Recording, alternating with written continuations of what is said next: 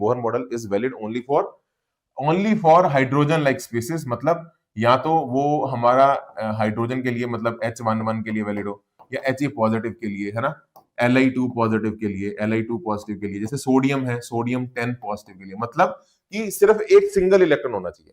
तो एक तो न्यूक्लियस हो हमारा, एक तो हमारा न्यूक्लियस हो, एक तो हमारा न्यूक्लियस हो, यहाँ पे जो होगा वो होगा प्लस Ze, मेरे बच्चों बात आप समझ रहे हैं, न्यूक्लियस हो हमारा प्लस Ze, और एक सिंगल इलेक्ट्रॉन हो, एक सिंगल इलेक्ट्रॉन हो। तो ये सिंगल इलेक्ट्रॉन है, उसके लिए वे मैंने वैसे बना बहुत सारे दिए एनिमेशन के अंदर, बट एक सिंगल इलेक्ट्रॉन पीसेस के लिए, तभी इसको बोलते हैं हाइड्रोजन लाइक स्पीसीज के लिए आपका वैलिड होता है आपका।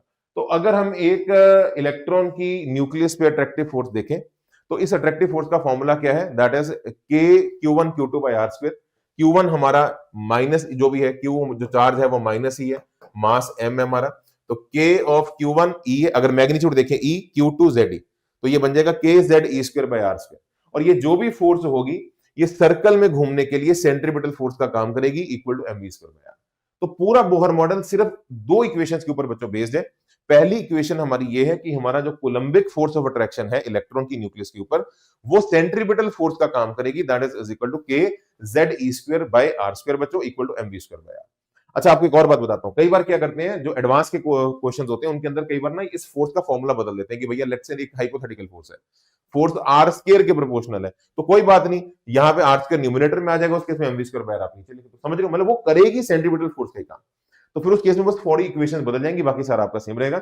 सेकंड इक्वेशन जो होती है मेरे बच्चों वो होती है एंगुलर मोमेंटम की। अगर हम एक सर्कल में घूम रहे हैं तो मेरा एंगुलर मोमेंटम जो होता है वो होता है mvr, and it is always an integer multiple of h by 2 है ना, h by 2 का इंटीजर मल्टीपल है, जिसमें n जो है हमारा वो हमारा 1 2 3 4 5 के बराबर है। तो मोटी मोटी बात अगर मैं आपके सामने रखूं, मोटी मोटी बात अगर मैं आपके सामने रखूं, ये एक बहुत ही स्ट्रक्चर्ड वे के अंदर आप इस कंसेप्ट को राइज कर सकते हो। क्या कहता है ये कंसेप्ट आपका, समझिए कि हमारा पूरा बोहर मॉडल दो इक्वेशंस पे बेस्ड है, और मेरे दो वेरिएबल्स हैं v और r, वेलोसिटी एंड रेडियस, ठीक है।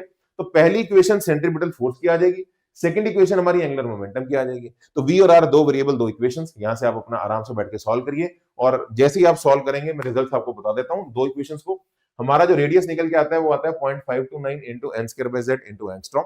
यहाँ पे radius N square by Z के प्रोपोर्शनल है। बहुत सारे क्वेश्चन इस तरह के आते हैं कि अगर एन को डबल कर दो, ट्रिपल कर दो, तो क्या होगा, आप अपना आंसर दे सकते हैं।